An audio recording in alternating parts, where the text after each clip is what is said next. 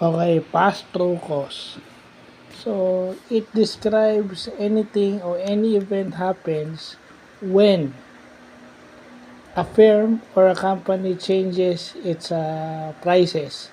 Pag binago ng companies yung kanilang prices, binago nila yung kanyang presyo dahil nag nagbe-base sila o umaasa sila o tumitingin sila sa production cost. So, ibig sabihin, yung prices nila is nagbe-base dun sa change in production. Ay, yung prices nila is naka-base dun sa changes in the production cost. Pag tumaas yung production cost, so syempre, tataas din yung presyo nila. So, yun. Yan, yung pass-through cost, yan ang common sa sa oil industry o dun sa energy sector natin, yung fuel industry natin. Evident yung pass-through cost na yan.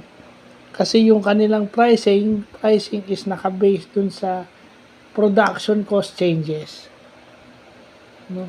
Pag nagbabago yung kanilang cost of production, nagbabago rin yung kanilang pricing dun naka-base. And kadalasan, tumataas yun, hindi bumababa.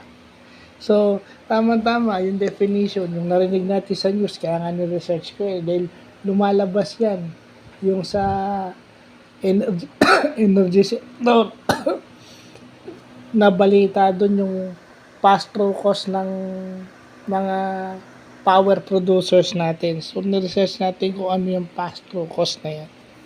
So, maganda natutunan natin yan. No? So, knowing that, alam na natin kung bakit mataas minsan ang kuryente sa Pilipinas. Kaya malaking tulong din yung solar, kaso yung technology to avail solar powers or solar technology, medyo expensive din. So, yun lang po.